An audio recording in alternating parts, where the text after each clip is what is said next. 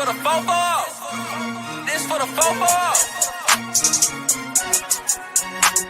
For the city and the back roads, got a whole county full of them ghosts.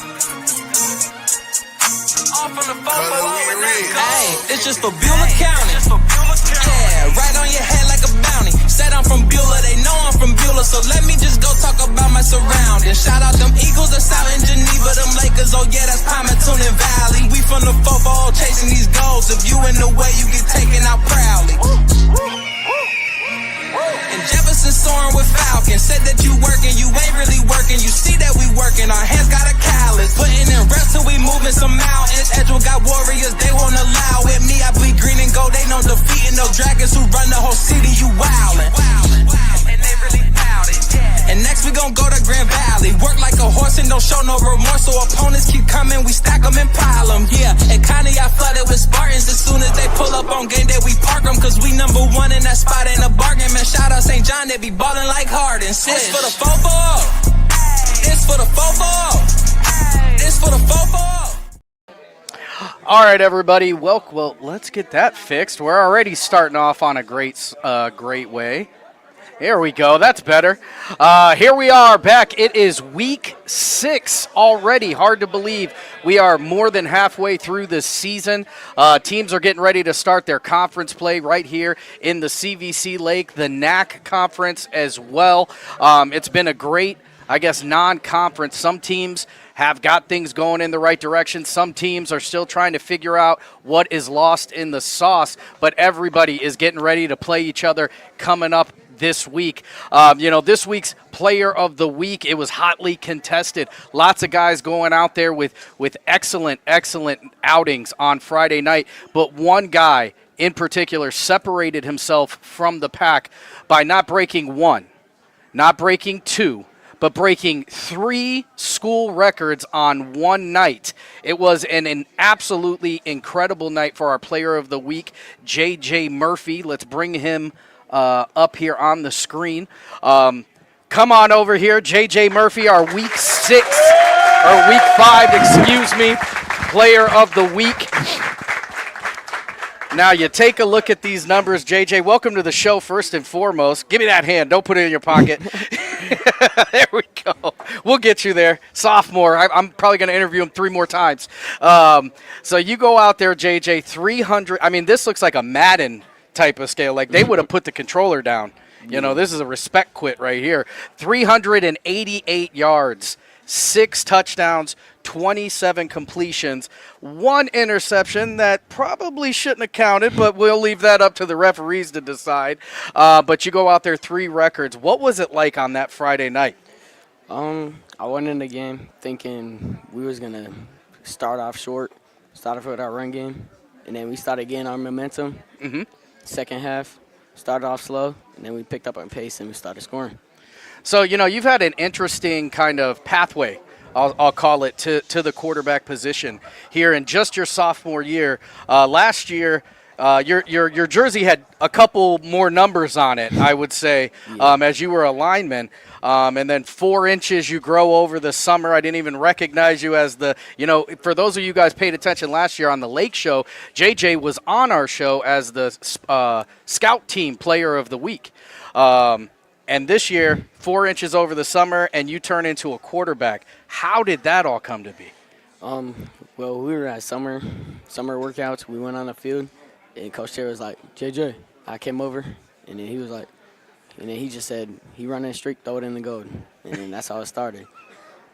So, Coach Terry obviously saw that and believed in you early. You kind of have to change gears, I would say, as a lineman over to a quarterback. What were some of the things that you wanted to make sure you were getting done? Because, you're passing the ball an awful lot. Yeah.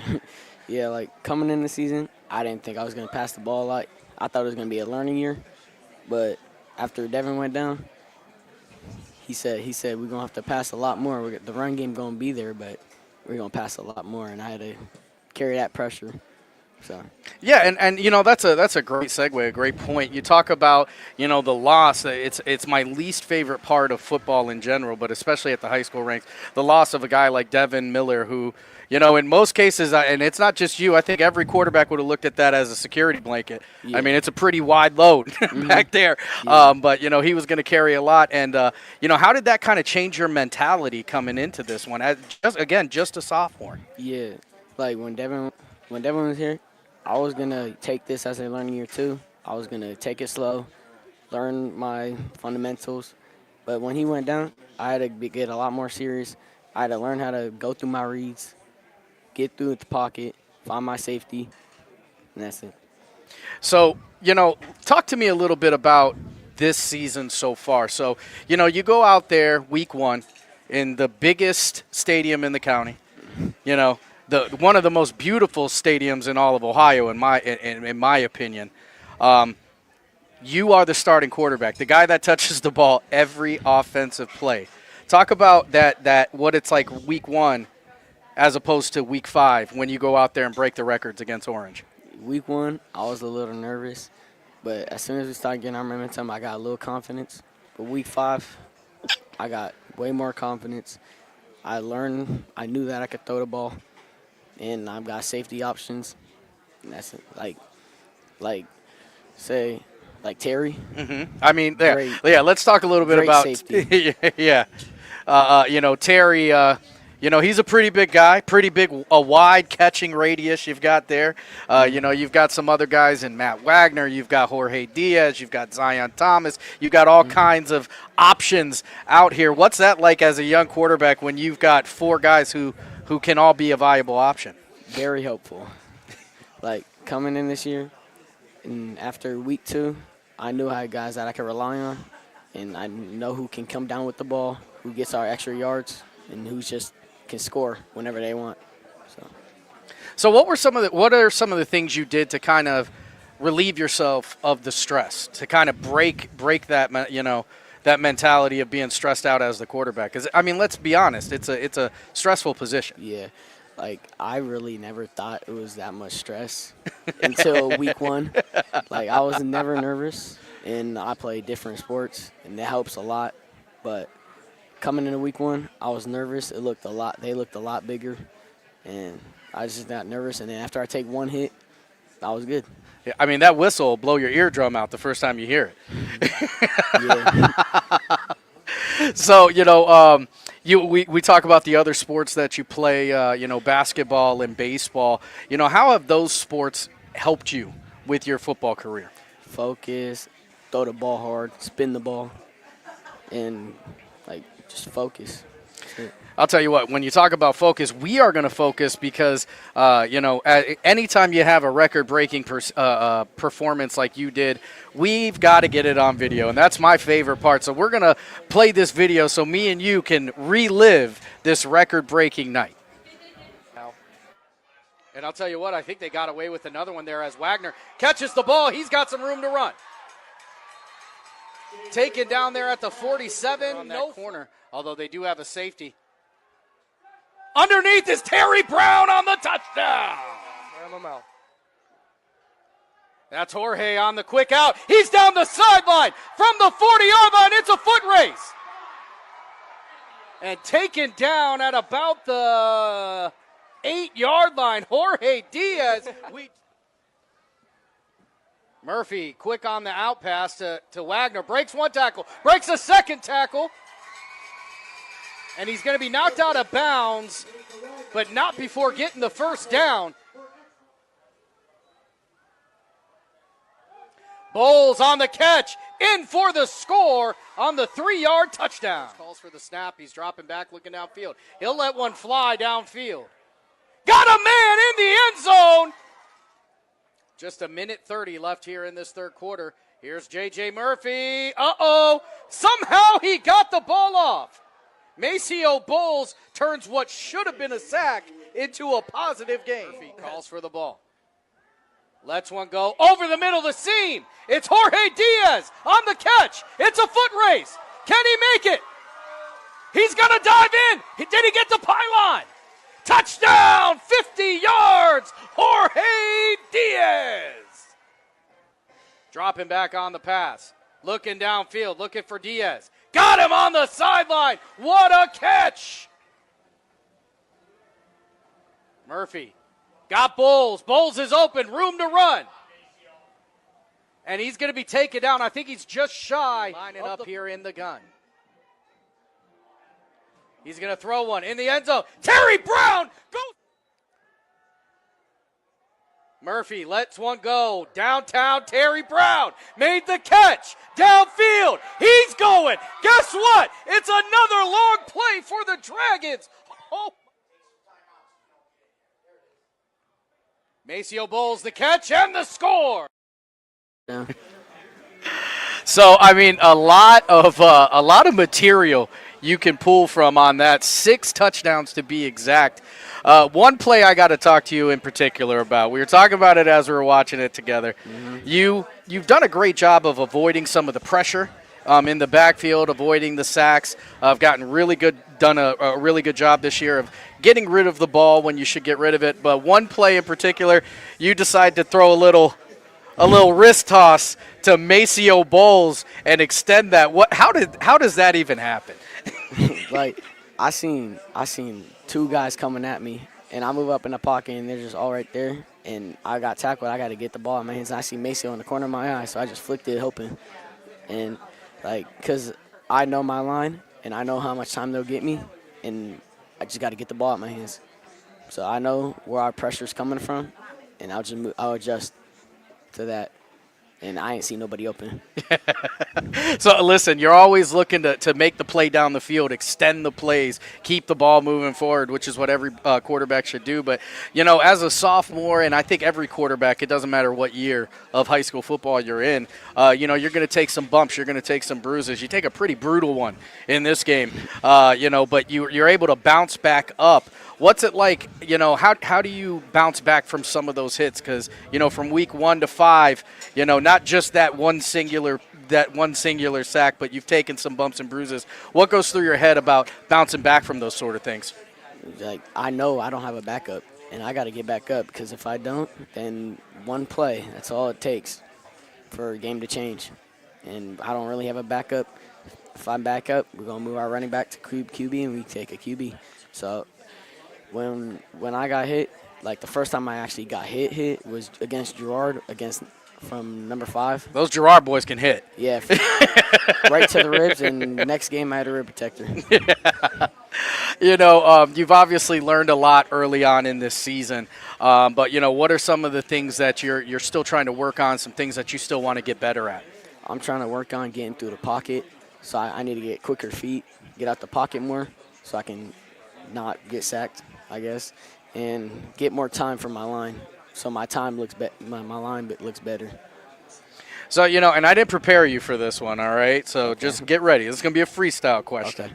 But, for the young guy out there, whether he's a 7th grader, 8th grader, maybe he's a 10th grader getting ready to start as a quarterback for the first time, what are some words of advice or encouragement you would give them? Listen to your coaches. I'll tell you what, Terry Henton loves to see that. There might be a media class at Lakeside I don't know about. That's a ESPN answer right there. Listen to your coach. That's always going to work out. What are some things you're looking forward to for the rest of the year? Obviously, you guys are in a very a tough conference. I won't say difficult, but you've got Conneaut, who is shown to be very, very talented this year. Jefferson, who's a very, very talented team. Edgewood, who has gone out there and surprised a lot of people with beating some really, really good teams. Not that it's a huge surprise. They're talented. Mm-hmm. And then you've got your standards. You've got the Genevas and the Madisons of the world. You're getting ready for the gauntlet. And how are you getting ready? This year, we need to improve as much as we can. This is an improvement year. Like, we're going to lose not that many seniors, and our team is young, and we got a couple more years left, and then we're going to have a young team again. Yeah. For years. And then how I'm preparing, taking hits, moving through the pocket, and looking for my receivers. Yeah, I mean, it's got to feel good because you do talk about the youth on this team, right? A lot of freshmen, sophomores, and juniors getting some big time along with, some senior leadership to kind of help you through. So I'll tell you what, man, the nights don't get much better than that Friday night. 3 broken records. Now, obviously, a dub makes it better, but we'll work on that. We got to take what we can get, right? So it was an excellent night. I'm really, really excited to have you on here. Let's run these stats one more time. It looks like a Madden card. I can't believe it. 388 yards, 6 touchdowns, 27 completions, and for that, our player of the week for week 5, the legendary J.J. Murphy, folks.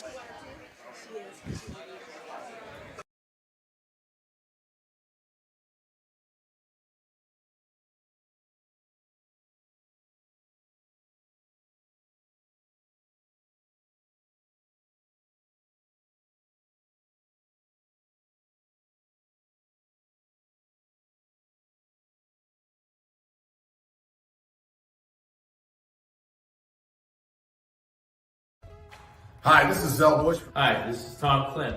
Hi, this is Steve Rossetto. Hi, this is Ryan Miller.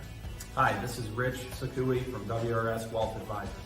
With our combined 80 years of experience, WRS Wealth Advisors are the area's premier wealth and retirement specialists. Call 330-965-0370 to learn more about our individual and corporate financial planning services. Or visit WRSwealth.com. go Raiders. Go Dogs. Go Cats. Go Dogs. Go Tigers.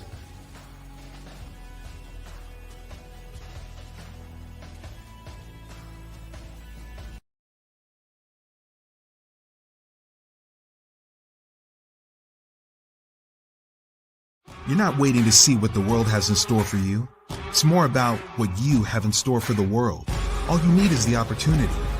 All you need are the resources of a large university and the advantages of a personalized academic setting where you can experience new worlds in the arts and sciences, business, and education and make them your own.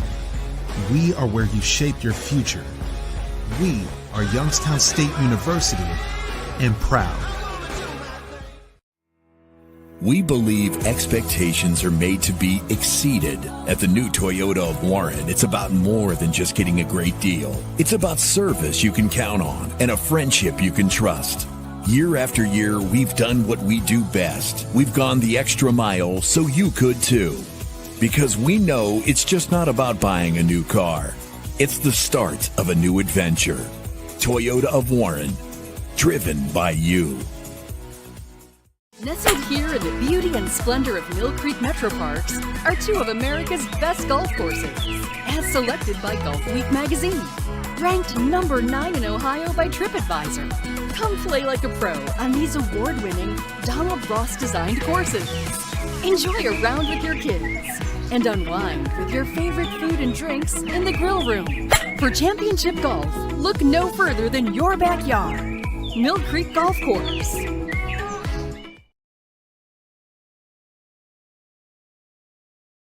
As Comco celebrated 70 years in 2022, we have much to be thankful for. We are proud of the Comco culture as we serve our customers with Comco Care with our premier customer service, quality parts, and on-time delivery.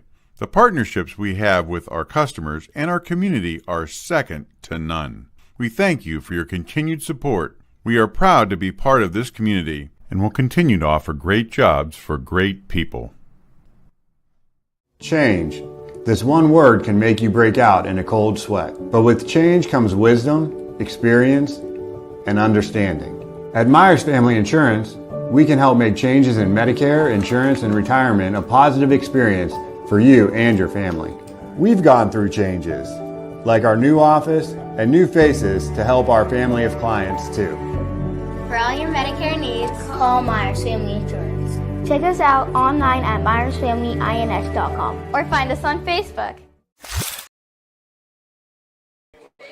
All right, everybody, welcome back here to the 440 Sports Show. My name is Sam Torres. Thanks so much for joining us here live at the Crow's Nest. Thanks again to the Detour family for hosting us each and every week. Also want to send a huge shout out to the Sposito family and Sposito Insurance in particular for sponsoring this show to make sure that we can bring it to you every single week. We just got done with our interview with our player of the week, J.J. Murphy, going out there. Just a phenomenal night. The Dragons got everything done except the win in that one, losing 43-61. That game, an interesting factoid, 3 hours, 39 minutes in that game, no overtime. Definitely the longest game that I have personally covered, but it was won. 7 touchdowns scored in the third quarter alone in that game.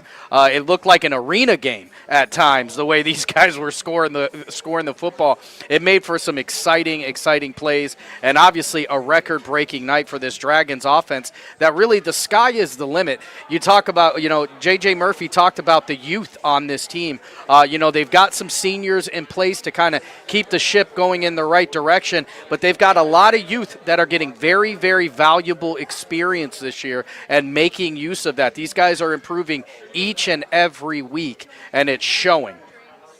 Let's talk about the results from last week. As we'll talk about Lakeside. We'll start with that one. As we talked about earlier, Lakeside moves to 0-5, 43-61 loss to Orange, who is now 2-3. Nothing can be taken away from Orange. They're a very talented team as well. Lots and lots of great players. One that sticks out in my eyes, Jonah Fry, and Russell Ty. The quarterback running back duo for them. E.J. Dowdle had a huge night for those for the Lions as well. This was a back-and-forth affair. It seemed like every time Lakeside would score, Orange would score. Just Orange was able to take advantage of a couple extra, turnovers and penalties that Lakeside wasn't able to make the most out of. Moving right down the list, we go to Edgewood, who falls to 3-2 after losing 12-36 to West Geauga, who moves to 3-2 as well. If you remember from last week, this was a game I kind of had a circle around. This was one that I had a little bit of worry for the Edgewood Warriors. This is a West Geauga team that is very, very sneakily good. And when you talk about their quarterback in Finn Keenan, his ability to run out of the backfield, they make use of it. He has been with West Geauga for the last 2 years as the quarterback. So coming into this year, it's the same old hat. There's a lot of things I think Edgewood would have wanted back in that game. They still had guys making plays. They weren't too terribly overrun by turnovers or anything like that. It's just some weeks it's not your week, and unfortunately for the Warriors, that was last week. The Conneaut Spartans, they bounce back in a huge way in this one.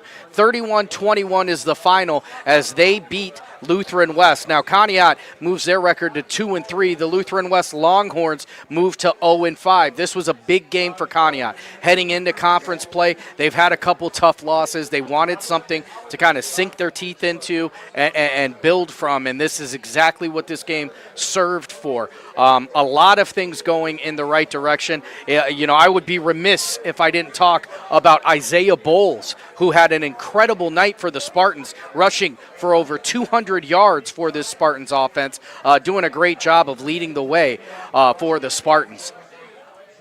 St. John falls to 1-4 as they fall 14-52 to the Pymatuning Valley Lakers. The Lakers move to 4-1.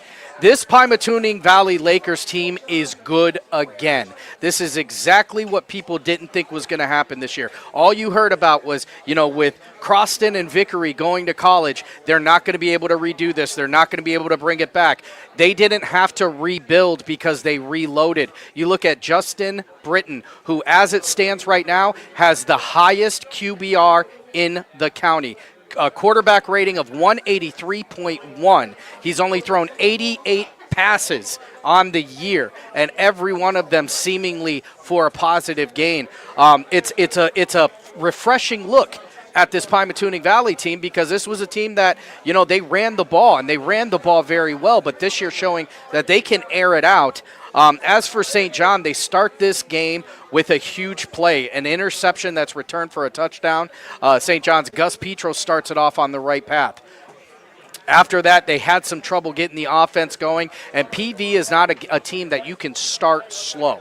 You're going to have to go out there and be ready for a war because that's why they call their home field the Warship. If you've got questions about that PV fandom, you got to talk to my boys George Dubik and Chad Paul. They'll let you know everything about it, but I can tell you from personal experience that Andover community is loud, proud, and they make that home field advantage matter.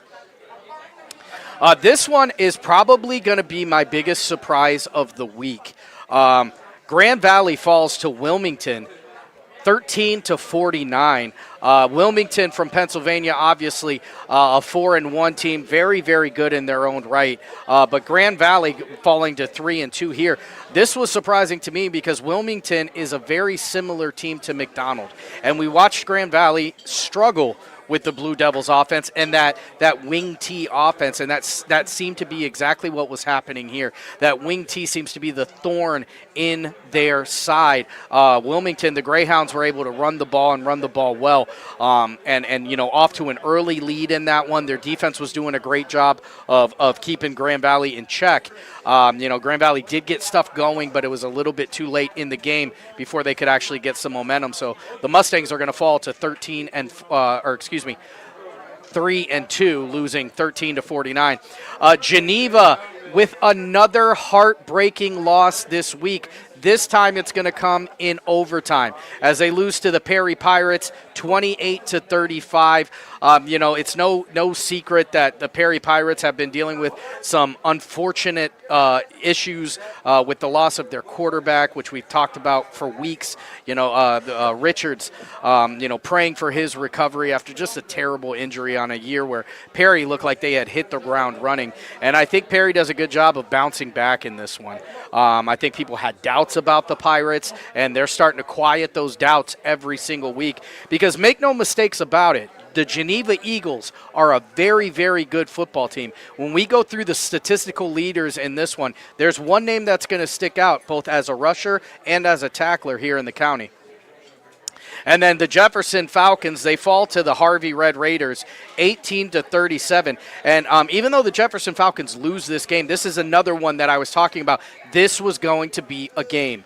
Matt Webster is a phenomenal linebacker.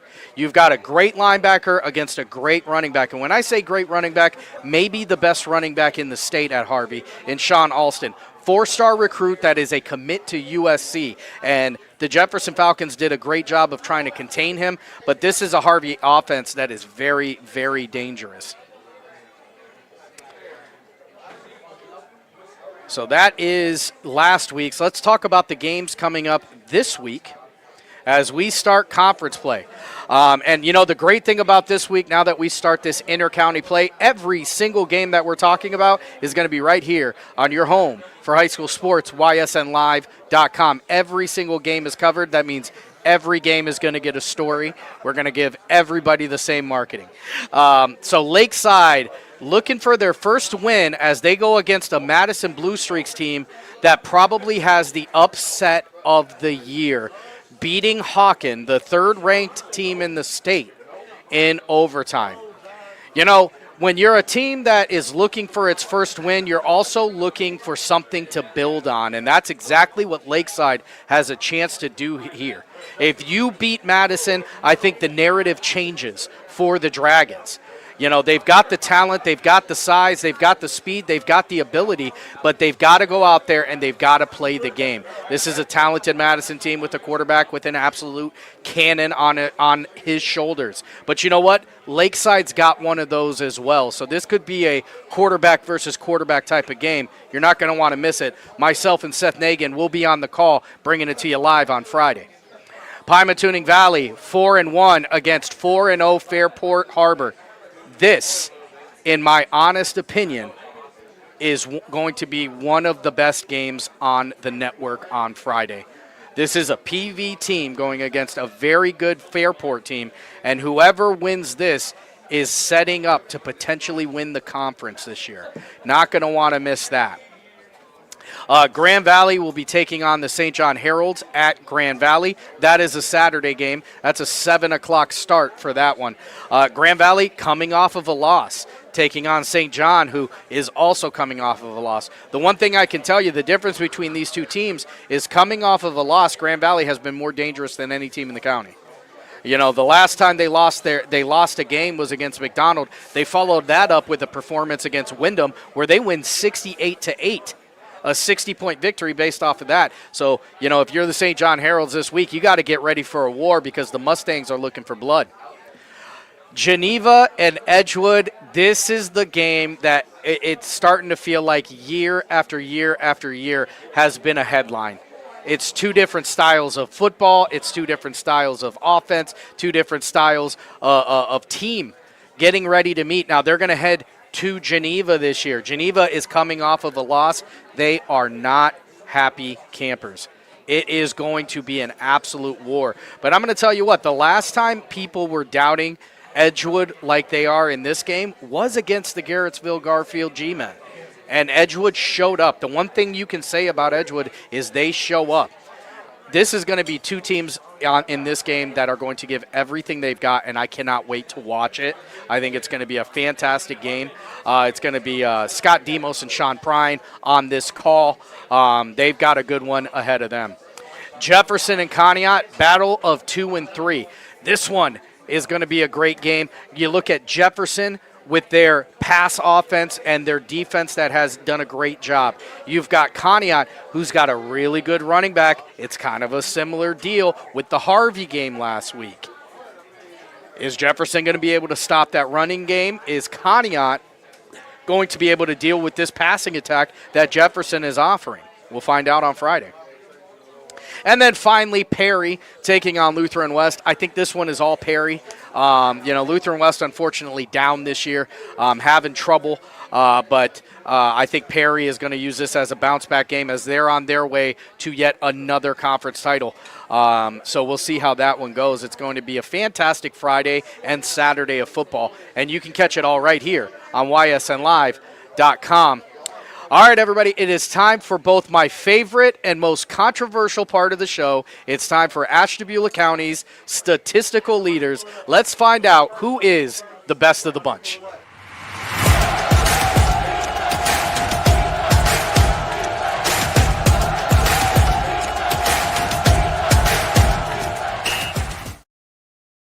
All right, everybody, we'll start it as we always do with the passers. And leading the way in the county this week, I don't think it's any surprise, J.J. Murphy, 1,170 yards on this one. He's got 15 touchdowns, 8 interceptions, and I think it's real easy to look at that interception number and think that that's really high. You got to understand where this young man climbed out of. He went 6 touchdowns to 1 interception on Friday, doing a great job of taking that ratio and starting to spread it out. Just a sophomore quarterback coming into his own. He has led the county now for 3 consecutive weeks. In second place, we go from JJ on the west to JJ in the east. It's JJ Dufour. He's got 952 yards, 12 touchdowns, 2 interceptions. He's a dual threat guy. It's amazing to watch this kid's ability. I'm telling you, you guys are going to want to watch this Geneva versus Edgewood game. It's 2 great athletes heading on to each other, and you're not going to want to miss it. Third place is Justin Britton from Pymatuning Valley. He's got 847 yards, 12 touchdowns, 3 interceptions.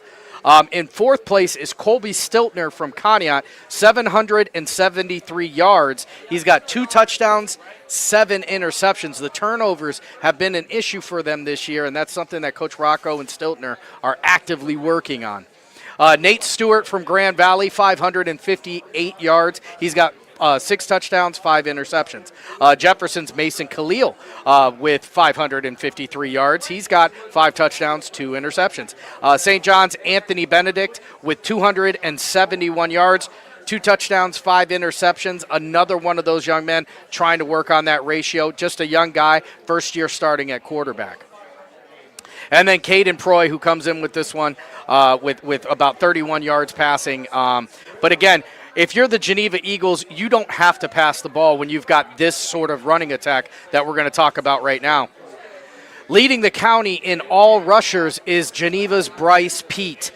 852 yards. He's got 10 touchdowns, just 74 carries. It's a wing T offense where you have to spread the wealth, and Bryce Peet continues week after week after week to prove that he is one of the best, if not the best, running back in the area. It has been an absolute pleasure getting to watch this kid go out there week after week. And keep in mind, he's got all these yards. In the first 3 games, he only played 6 quarters because they were all running clocks.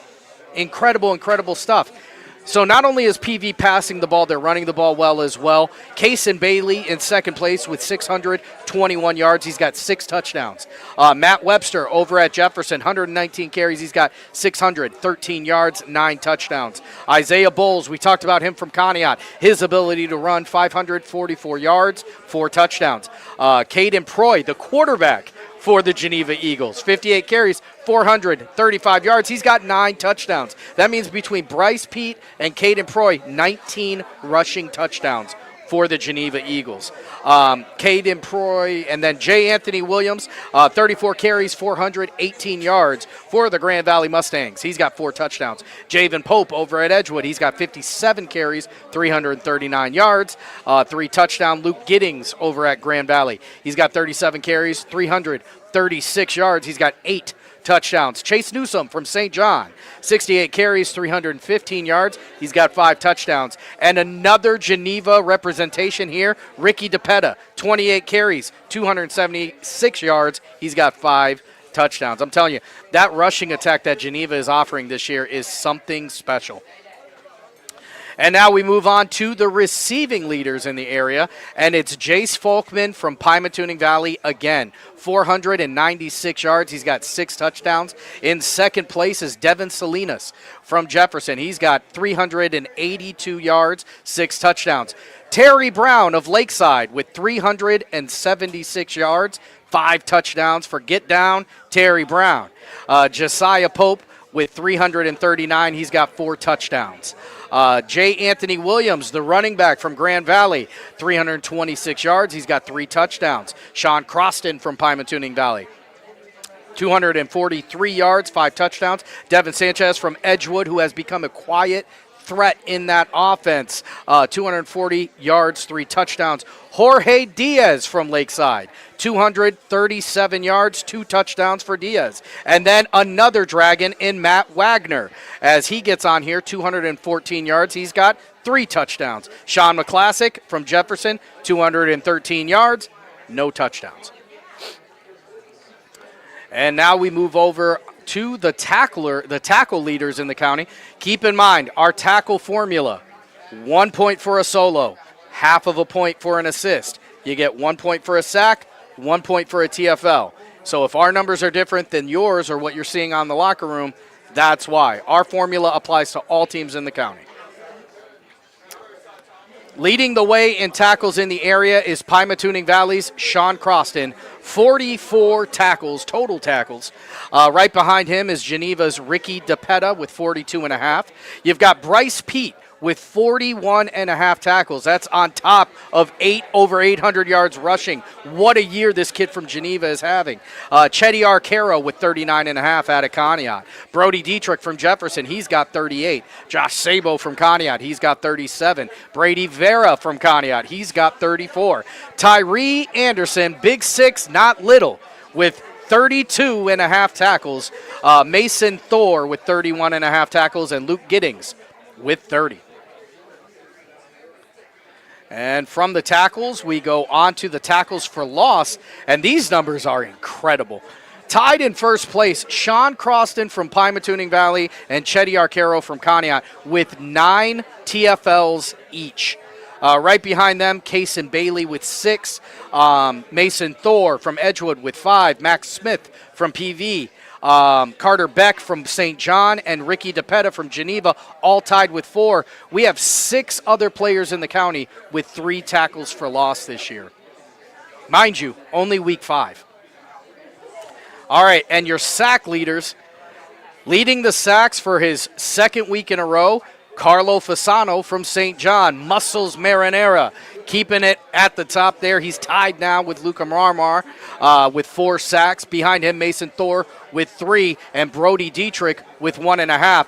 14 other players in the county have at least 1 sack on the year. And then our final stat line of the night, it's the interceptions. J. Anthony Williams, he leads the way with 4 interceptions, our county leader. Right behind him is Carter Beck from St. John, Riley Baldwin from Edgewood, Devin Salinas from Jefferson, and Ricky DePetta from Geneva, all tied with 2 interceptions. This is one of the most impressive stat lines of the night, if you ask me. 16 other players in the county with at least 1 interception. The defense this year has been phenomenal here in Ashtabula County. I'll tell you what, I can't tell you, I am so excited for the football that's happening this week. We've got a lot of great games. Make sure you tune in to YSN Live because we're going to have all the coverage right here. YSNlive.com/live games on Friday. If you're watching a game and you want to know what the scores are in the other games, you go to ysnlive.com/scores, and that scoreboard is going to be the most up-to-date and the most accurate. After all, we are the ones at the game, so our scores are going to be pretty accurate. What a phenomenal night. I want to take this time, like I always do, to send a huge thank you out to the Detour family again for hosting us here each and every week here at the Crow's Nest. It's a beautiful place to come get food. The staff is excellent, the environment is amazing, and the food is second to none. I want to send a huge shout out to the Sposito family and Sposito Insurance for sponsoring this show and making sure we can bring it to you each and every week. And thank all of you guys for watching with me each and every week. It's one of my favorite parts of the week. Make sure you guys tune in again later this week, as on Thursday night I'll be joining DJ Yoakley and Greg McAfee in, I believe we're going to Austintown Fitch this week for zone coverage, and that's where we're going to pick all the games on the network on Thursday night. And then also join Chad and George on the Lake Show 2.0, as that will be an Andover-based show from Stable Winery. So lots of great stuff coming right here on your home for high school sports. My name is Sam Torres, and as always and forever, this is for the 440. This for the football. This for the football. For the city in the back roads, got a whole county full of them goats. All from the football. Hey, it's just for Beulah County. Yeah, right on your head like a bounty. Said I'm from Beulah, they know I'm from Beulah, so let me just go talk about my surroundings. Shout out them Eagles that's out in Geneva, them Lakers, oh yeah, that's Palmerton and Valley. We from the football chasing these goals. If you in the way, you get taken out proudly. And Jefferson soaring with Falcons. Said that you working, you ain't really working. You see that we working, our hands got a callus. Putting in reps till we moving some mountains. Edgewood got warriors, they won't allow it. Me, I bleed green and gold, they know defeating those dragons who run the whole city. You wildin'. And they really doubt it. And next we gon' go to Grand Valley. Work like a horse and don't show no remorse. So opponents keep coming, we stack them and pile them. Yeah, and Connie I flooded with Spartans. As soon as they pull up on game day, we park them. Cause we number 1 in that spot, ain't a bargain. Man, shout out St. John, they be ballin' like Harden. This for the football. This for the football. This for the football.